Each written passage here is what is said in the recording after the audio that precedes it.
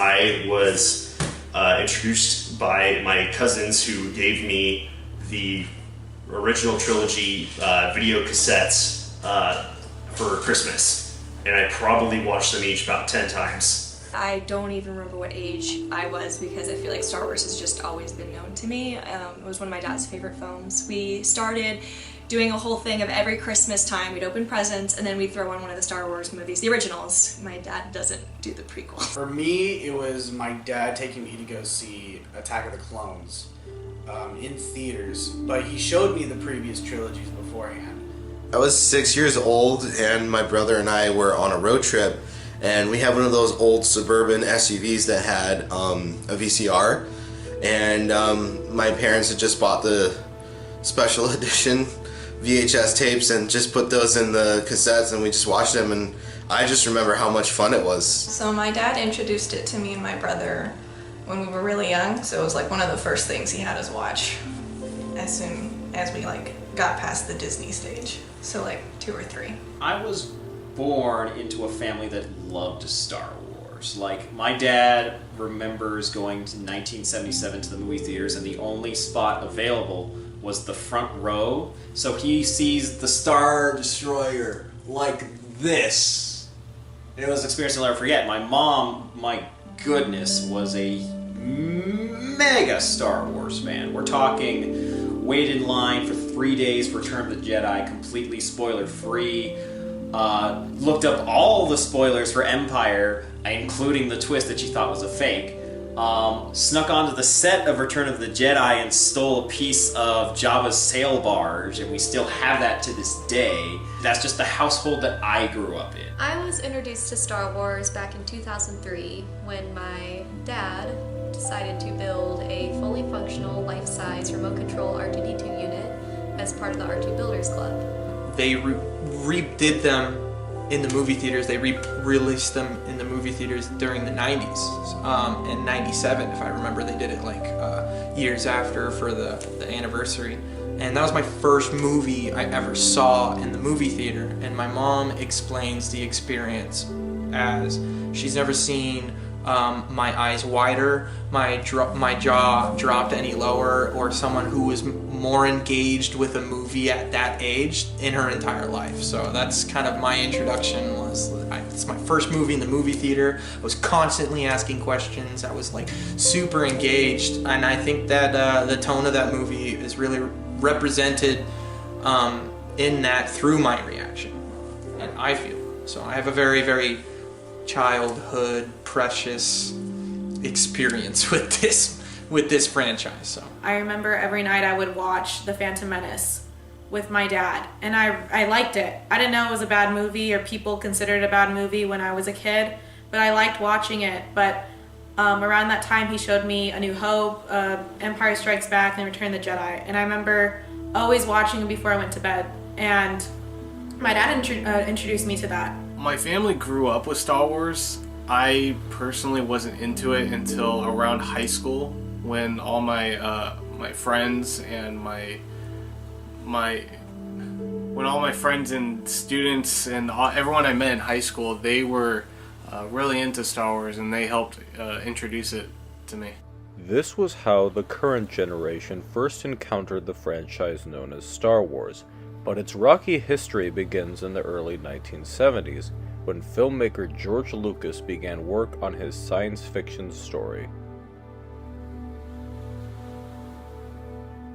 For me, George Lucas and Star Wars were always together. I haven't really ever known the guy before Star Wars, but to me, it's always been one entity, because, I was born in 1990, so for me, it's always been there. So as far as George Lucas before Star Wars, there's really nothing that I know about him too much. I knew about THX 1138 and how that's become a running gag in Star Trek and Pixar.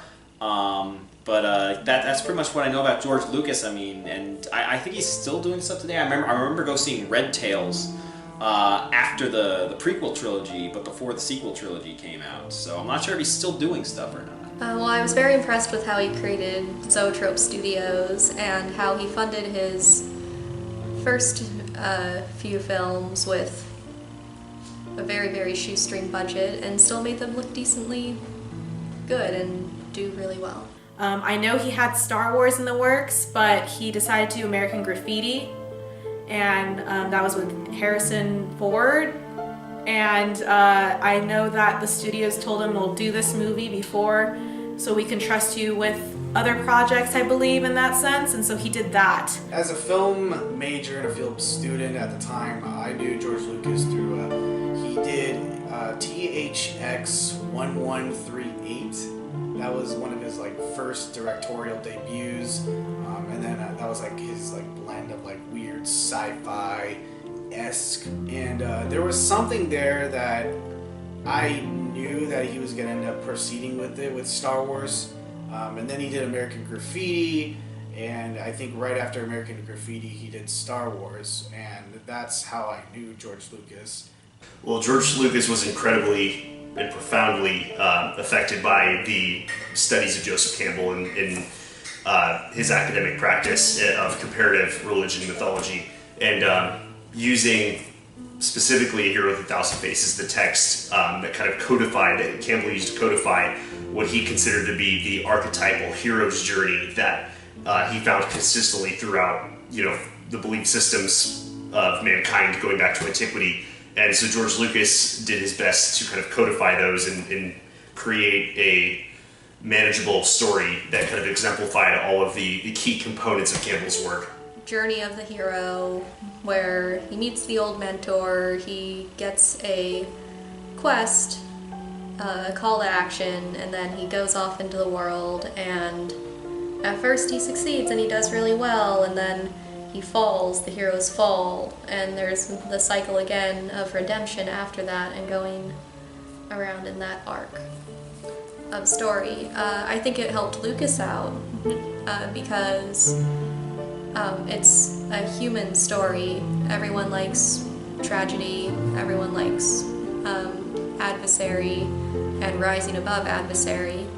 So the fact that Luke, this farm boy nobody, could raise up to take on the entire empire, I think that really helped his storytelling throughout the trilogy. I know that this was a process. I think it took him about 3 to 5 years for making the first trilogy. I didn't know much about that. I just know that it took him, he literally sat down, he had a bunch of influences from a bunch of Akira Kurosawa films to World War II dogfights to even Wizard of Oz of all films, and he decided that he wanted to take those influences and put it in this trilogy, this space opera trilogy that we now know as Star Wars. After many years of inspiration and writing, begging to fund the project, hiring the crew and actors, Lucas started production on the first film, and everything that could go wrong went wrong. It was like an editor's nightmare. It was basically a movie that was saved in editing. From the original cut of Star Wars looked bad. I've seen shots of Luke and Obi-Wan in the speeder, driving like this, and the camera's right here, and they're going like this. So it's how about we just have a really nice wide shot? It's have John Williams' epic score being played, and Alec Guinness and a tall man in a rubber Halloween costume, looked really great in editing. But if you look at it in one shot, I'm wow, this is bad. But editing made it look great. The sound effects made it look great. There wasn't even music for that part. But so I just know that the editing saved Star Wars, and then John Williams didn't just save it; he amplified it to unmatched levels. Everyone thought this was ridiculous. Why are you having the credits at the end of the movie, and why are you filming with a hairy person and weird objects? I don't know what this place is. I know the actors, Mark Hamill, Carrie Fisher, and Harrison Ford, were this is a joke to me. I'm just getting paid and this is a joke. I know the camera crew wasn't paying attention to him. I remember in a documentary, I think George Lucas walked up to the camera guy and tried telling him, I want it this way, and the guy was had years of experience, you know what, I'm not doing this, I'm not listening to this director, weird guy, he's talking in a really low voice. So I know he had a really hard time making that movie and editing it as well. He had different people try editing it. He didn't like it that way, so they get into arguments and he would let them go or they would just quit. He was under a lot of stress during that time. Everyone just didn't believe in him, and I believe his wife actually helped him edit the film. And it wasn't really mentioned later on. I just think that he was so driven, and really he had a lot of perseverance and patience and dedication with everyone not really having any hope that this was going to be a thing that makes millions of dollars by this point. Constant reshoots, constant making fun of the script by actors on set and stuff like that. So it was a very different filmmaking process entirely. No one wanted to fund it. No one wanted to get it up and going. No one was really interested in the script or the story because it's never been done before. It was a very weird project. Everyone titled it very weird. There was little faith the project would do well, with the studio thinking they should stop the production at one point, but Lucas's persistence paid off. On May 25th, 1977, Star Wars was released, and the reception was massive. Audiences everywhere went crazy for it, but how did something like this manage to change cinema? I would argue that it was the first successful and major franchise that made a debut in cinema. Like, right now we have the MCU. I'm looking around, I see, Godzilla. Like, that was kind of big in Japan, but nothing came along for Star Wars. Because Star Wars, Star Wars, it's like there's a new Star Wars movie come out. It's like Empire, or it's Jedi, and then it's like, we have all this EU stuff, and then the prequels dropped, and then it was bought out by Disney, and then the sequels, now all this Disney Plus shows, and it just became this.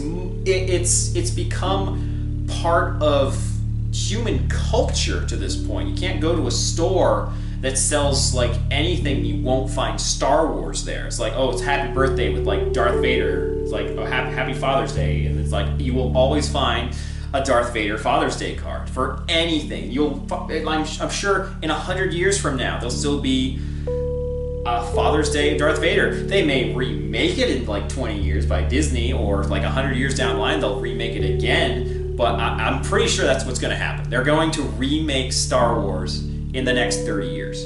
I would say that it laid the groundwork for special effects. Star Wars laid the groundwork for great practical effects. As of today, I think it still holds up as some really good effects, like matte paintings to giant sculptures, models. The way that they shot those TIE fighter stuff is really interesting. And I think it just laid the groundwork for special effects. I think, in a way, it was the first time we've seen a modern film tackle trilogies as a storytelling structure. We can obviously see that nowadays with Lord of the Rings and The Matrix and Back to the Future and all those fantastic trilogies. A sequel would soon follow, but before that, one media special in particular would almost doom the fate of Star Wars.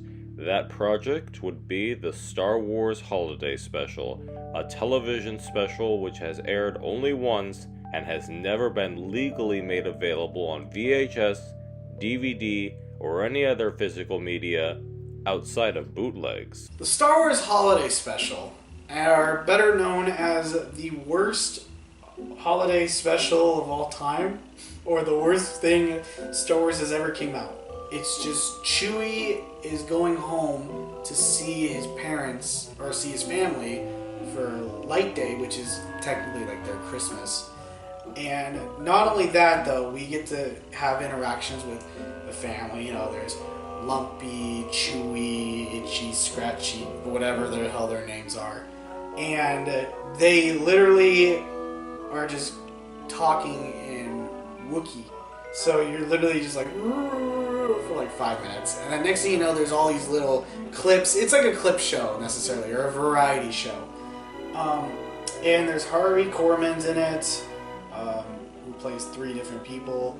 B. Arthur's in it, and she plays a bartender. There's also this rock band that plays in the middle of the movie. It literally is a variety show. Now, it's universally acclaimed as being one of the worst things Star Wars has ever put out.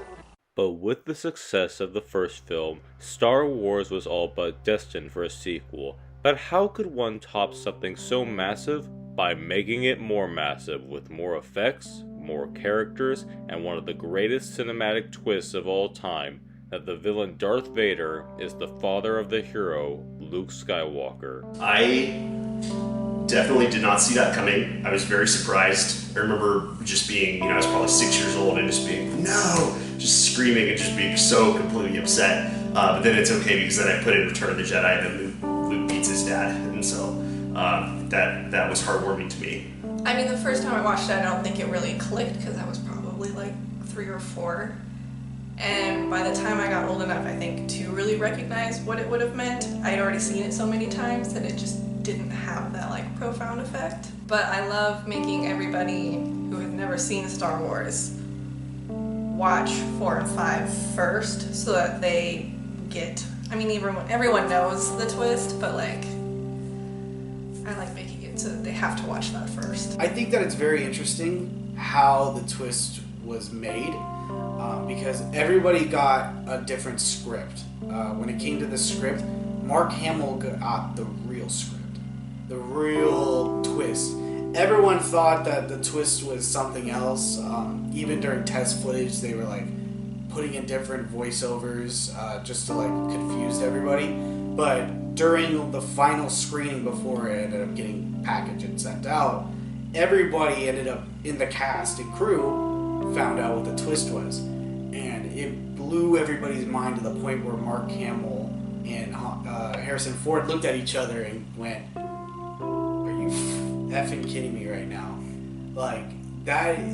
So to me, that twist does mark a great place in cinema when it comes to like great like twists. I don't think I remember it because of how young I was when I actually first saw these films and these movies. So I don't think I remember or really kind of understood. I kind of knew the line already because Star Wars is the biggest thing talked about, and that twist came out years before I was born, So I don't know if I've really like dived and indulged and experienced the twist like it was meant to. But I do know that I'm like, oh my god, that's Luke's dad? Whoa, what is he gonna do? I do remember having that conflict watching the movie as a kid growing up, but I don't think that I really had an initial reaction to that specific twist, only because, I was a kid, and this twist was developed way before films had this type of twist. So I've seen movies that had this before, so it kind of, it's hit or miss for that. As far as the twist goes, I've always known about it. It's not like I was like a 4-year-old kid and I'm watching it for the first time like, oh. It's like it's always been engraved in my brain, but that's I would argue the greatest twist or the most popular twist in all of media. Like not even just movies in general. You could argue like Rosebud is the sleigh or something, but Luke, I am your father. If you walk in knowing nothing. But now I don't think you can find like YouTube clips every like 2-3 months of like someone watching it for the first time not knowing that and getting like a genuine what reaction. It was definitely an interesting twist, especially going into the third act of a trilogy. I just like the idea of like throwing in family trauma onto the protagonist and seeing the downfall that it causes onto him. After The Empire Strikes Back came Return of the Jedi, which marked the conclusion of the original Star Wars trilogy, and even to this day, the franchise entertains and inspires countless individuals all over the world. I think Star Wars speaks to something that's at the core of all people, and I think that that's partially why Joseph Campbell's work was so influential on Lucas, is because he was able to find that thing that speaks to our core, each and every one of us. And so great epic myths like Lord of the Rings, Star Wars, Harry Potter, the reason that they resonate with such a wide swath of the population is because it specifically is able to tug at those heartstrings that for a lot of people don't get moved on an everyday basis. And so, especially when you're unaware of them, an epic series like Star Wars really kind of taps into that. and that's one of the reasons why I think it has such a wide following. This was the start of the sci-fi movies that were coming out. I personally love sci-fi. I think it was really great because it blew out all the stops. If it had action, it had a love interest, it had heartfelt things and familial ties. It kind of addressed everything while still being action and sci-fi. And it was such a new way of experiencing film. I remember my dad told me he was one of the people that camped out in a tent the nights before the film would come out in theaters, and he said that once the words drifted off screen and a huge spaceship just drifted overhead, everyone in the theater was just blown away because no one had ever seen anything like that before. Special effects were by no means what they are today, and so it was just such an experience, and it kind of changed how movies are watched. That I think that so many other films have drawn off of that and worked off of that you kind of have to go back and see that original series in order to appreciate where we've come from there. At its foundation, it's a story about hope, and I think a lot of people like believing that no matter what kind of situation you end up in, you can persevere, get past it, no matter what happens. I feel like people gravitate this more than other franchises, especially nowadays when we have the MCU or, you know, the DCEU, like all these comic book movies. I feel like it stands the test of time as being like one of the best examples of a hero's journey. When it came to Star Wars, when it came out, yeah, it didn't receive a lot of attention beforehand, but when it came to the culture of it, I feel like that's what's impactful, is the people that, you know, who really enjoy these films at that time. You know, the cosplayers, the merchandise, you know, the Star Wars cons that would probably happen around that time. I feel like a lot of that has to do with the impact that Star Wars is. It's cool. Like, oh, it's a sword. Oh, it's a laser sword. Oh, they're fighting ships and they're like cool design. And the villains is just like some. It's not just a man with a face who's like, oh, that's Alec Guinness, or that's Brown Stark, but it's Darth Vader's like in a helmet, so anyone can dress as him. Anyone can be Darth Vader. Luke's always like, a really good go-getter guy. Princess Leia was like, or one of the original badass women, like badass princess. I don't think that was a thing before that. Sure you find examples and such, but she was like, what the hell if I got out and pushed? It might. But and Han Solo was just like such an awesome character. Like the characters were awesome, and the setting was like something amazing that's like hadn't really been done to this scale before. You can always find sci-fi like Star Trek and such, but this is just like, that was more about the science than the fiction. This is more about the fantasy of science fantasy and just like the interpersonal dramas of the Skywalker family. It's a human story. When you take away all of the spaceships and lightsaber fights, it's a story about a farm boy who goes on this journey to become someone great. I remember one of my Chapman professors saying that you have a good story when you can take out all of the supernatural and fantastical elements and still have a story. It stirred box office, it stirred conversations, it stirred lore, it stirred merchandise. It did so big, and it's so giant from when it first came out to where I don't even think I have the answer to that question, because it's so much bigger than how I feel about it. I think Star Wars is a lot more simplistic in what it's trying to do. It doesn't throw a bunch of lore onto you. It's not like Star Trek or something like Dune, where it's so filled up and it's not as dense. One thing that surprised many when Star Wars was first released was the demand for merchandise, specifically toys. From the little toy company Kenner to the mega corporation of Hasbro, the force continues to remain strong with the endless amounts of Star Wars products. I probably owned most of the lightsabers that came out. The big foldable extendable ones that made the noise. Mostly lightsabers. I probably owned 6 different types of the Millennium Falcon. I had it was the Simon Says Millennium Falcon that would have quotes, and you'd have to match them up with each other. I had the toy Millennium Falcon that you'd press the back button and it would make the whooshing sound. Back when Star Wars, the prequel stuff was like coming out, so like they had all these like replica lightsabers. I used to have like a Darth Vader lightsaber when I was a kid. We used to go outside and we would just like play with it. I didn't own it, but I made it. I love the movie so much that I kind of like drew up a 4-year-old's equivalent of the whole movie in like 100 pages using crayons, and I like stapled it using like lined ruled paper, and they looked bad, but they looked like there was so much heart put into it as like a 4-year-old kid, and that was like something I think I still have it like in a drawer somewhere, but it's one of those things where I go like, ugh, but at the same time, like, oh, it's kind of cute. Growing up, every Christmas was every Lego set. I built my own lightsaber on this website. It cost me almost $800 to build.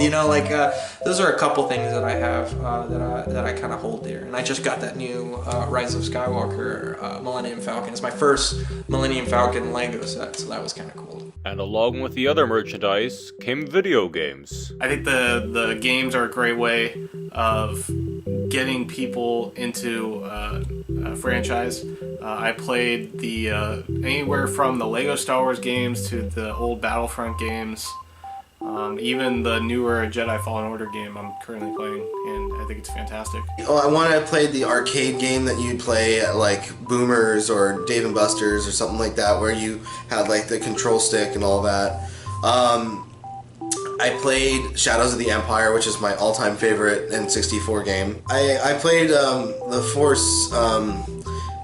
Force Unleashed when I graduated high school, and those games were really fun, and I really liked those. I know some people have their own qualms about them, but I still think they're enjoyable. I played the pod racing game for the N64, and sometimes for the PlayStation when I was younger. I just remember it was like a blast. I liked being able to customize my own pod racer. I liked the sequence in the movie for the pod racing scene was like, I know it was drawn out, but it was really fun.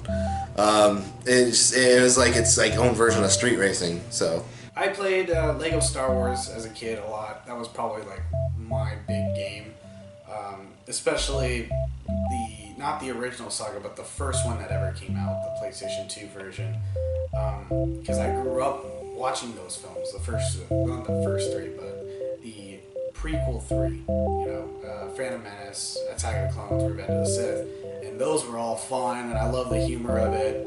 And I used to play Star Wars Forces Unleashed, which I know people are like here and there on it, but I found it to be really fun, and I like the story of that. Sometimes I do like it when properties take their stories and expand upon it, especially with Force Unleashed. I'm not going to spoil anything, but it's a very interesting story, and I feel like a lot of people don't really like that one as much, but I find it to be really good. I played Lego Star Wars when I was a kid, and I'm really excited for the new one coming out. The first video game console I ever owned was the Nintendo 64, and we got 3 games on launch day. Super Mario 64, yay! Superman 64, ugh! And Rogue Squadron. Rogue Squadron was great.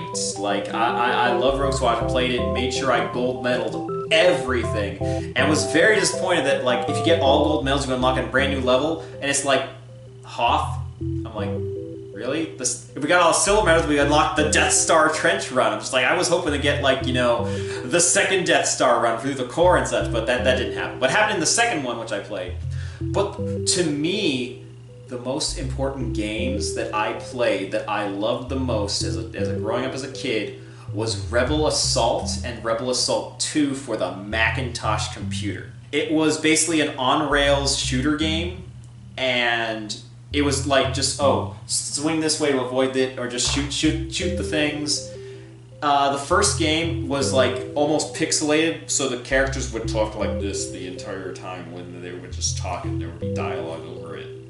And then the second one, for some reason, had actual actors for the cutscenes in full costume. It was like, I think the first time they ever used like the props for a video game, like actual by Lucasfilm.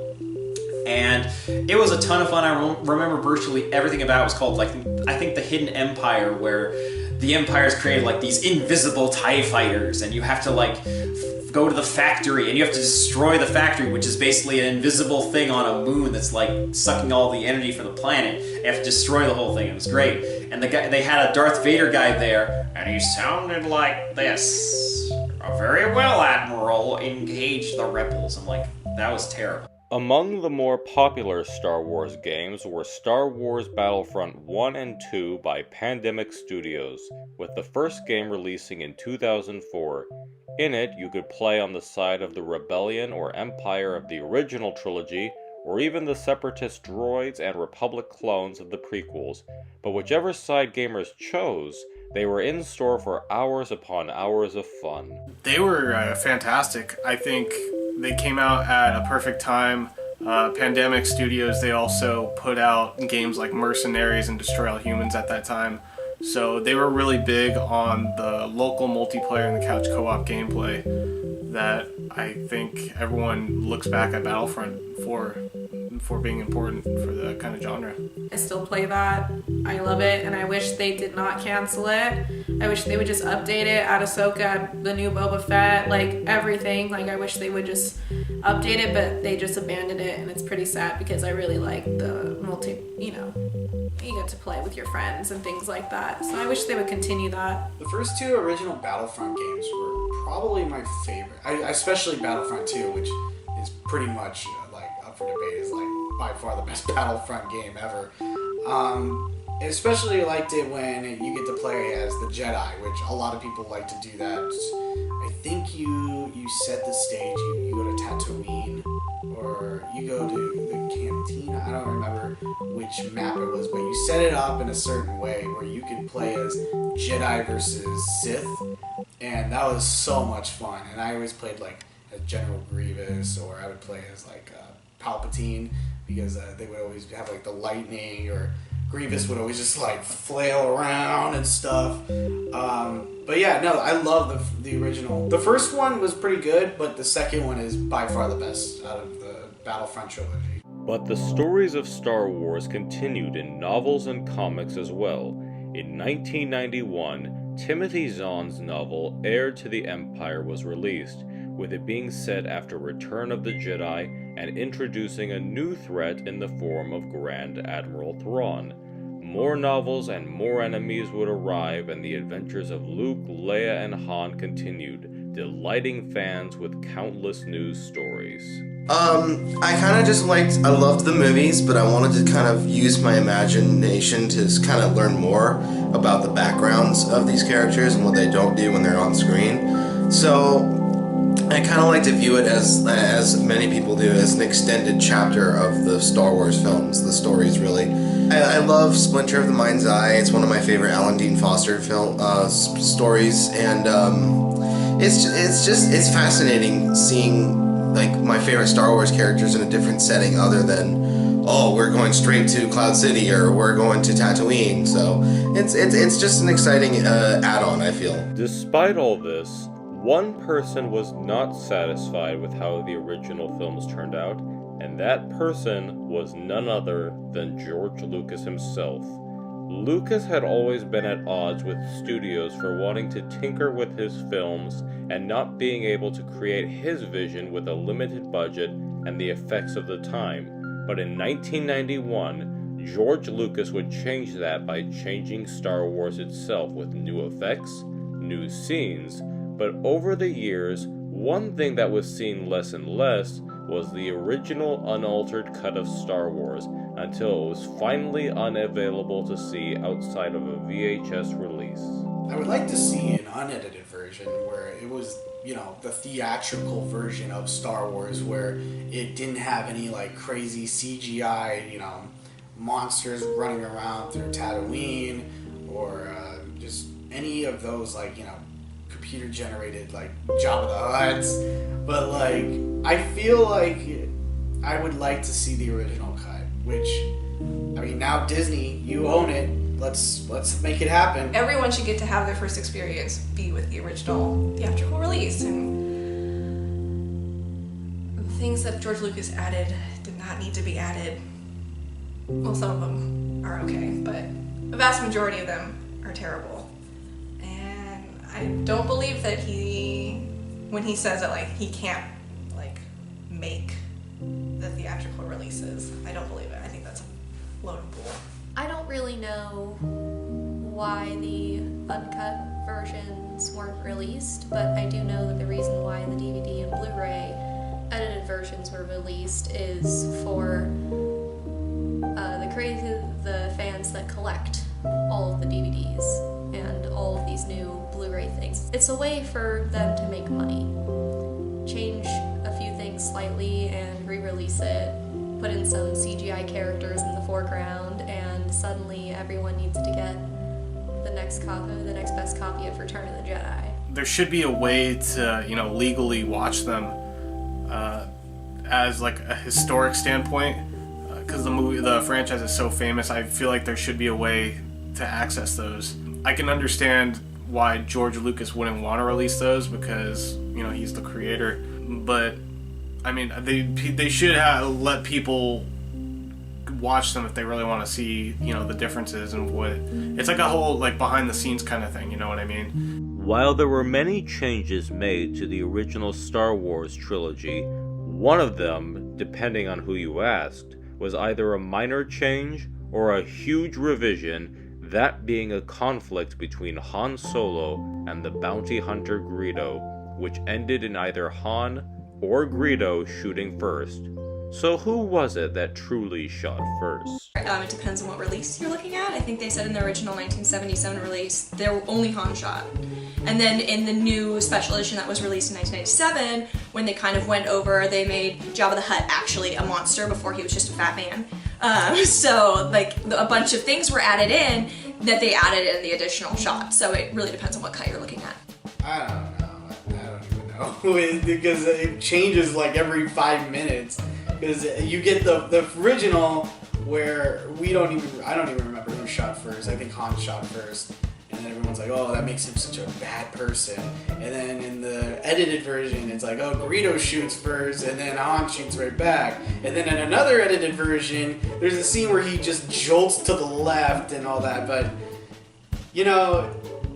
it doesn't really matter. I feel like it's about character, really, of like Han and who he is. And, if I had to pick, I would say Greedo shot first. Han, clearly. No questions. Oh, Han. Han shot first. Han shot first. Han, don't come to me with that Greedo first. Oh, Greedo, get out of here. Han shot first. Han will always be the person that shot first. Who shot first? Han shot first. That's who. I personally want to say that Greedo shot first, only because I don't like seeing Han as like this cold-blooded killer. And I know that was George's reason for changing the scene up a bit. But if that's the way the creator wants the character to be seen, then so be it. I think Greedo's the one who shot first. It seemed like the world was content with the flood of Star Wars products, but there was still a desire for more films. And then, in 1999, George Lucas struck back with a new Star Wars for a new generation. Stay tuned for part 2 as we explore the era of the prequels.